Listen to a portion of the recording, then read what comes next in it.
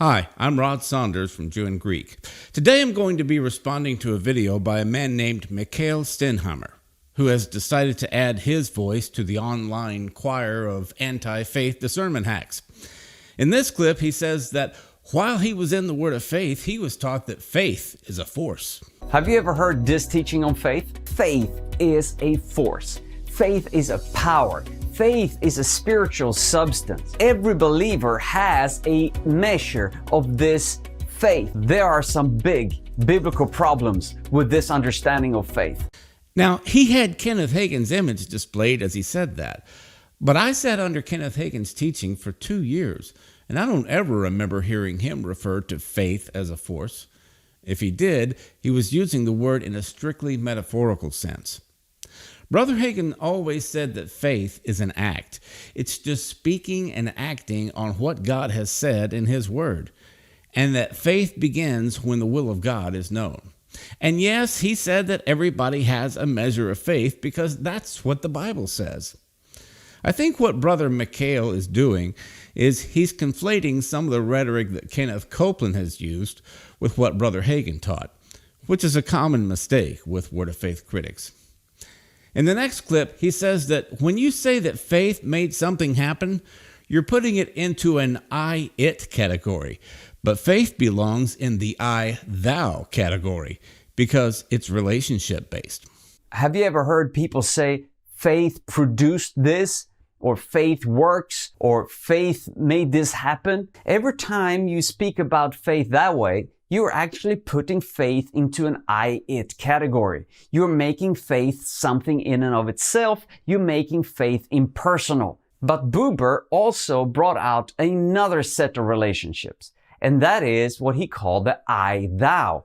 And thou is, of course, an old English word for you in singular. These relationships are personal relationships. What Buber helps us realize is that we need to think about faith in one of these two relationships.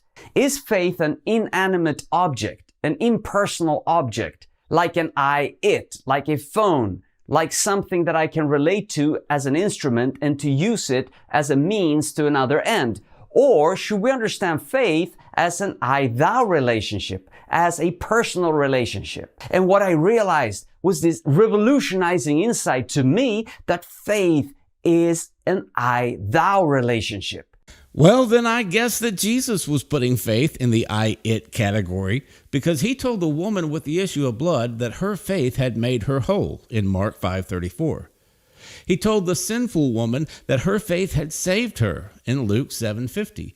In Luke 18:42, he told the blind man that his faith had made him well.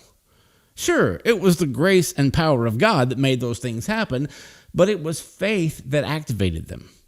And as for faith being relationship-based, John 1 tells us that God and His Word are one. So faith in God is faith in His Word, and faith in His Word is faith in God. You can't separate them. So believing what God said in His Word is, in fact, relationship-based faith. The first time I ever saw Kenneth Hagin was at Lakewood Church in Houston in 1981. And he said something back then that I've never forgotten. He said, if you're going to live by faith, you're going to have to walk with God.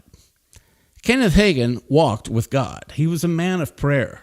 He told us stories about fasting and praying for days at a time until he got an answer about something. When he was pastoring a small country church back in the 40s, he would tell his wife not to prepare a meal for him because he was going to be in the church next door praying. Once he had his answer, he'd let her know. One time he was standing in faith for healing and wasn't getting any results, and he asked the Lord what he was doing wrong, and God just told him to stop eating salt for a while. He did that, and it worked. So yes, we believe that faith is relationship-based.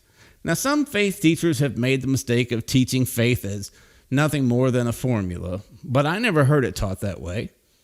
So you can do a superficial study of Word of Faith teaching and come away with some misconceptions, but if you really dig deep down into the subject, you'll find a robust theology of faith going back to the faith cure movement of the 19th century, when people like A.B. Simpson from the Christian Missionary Alliance compared faith to the force of gravity. Again, in a metaphorical sense. When you do your due diligence, you'll see that Word of Faith teaching affirms all of the essential doctrines of the faith and draws from sources within the evangelical world and, when properly understood, can bring tremendous insight and edification. Thanks for watching. Be blessed.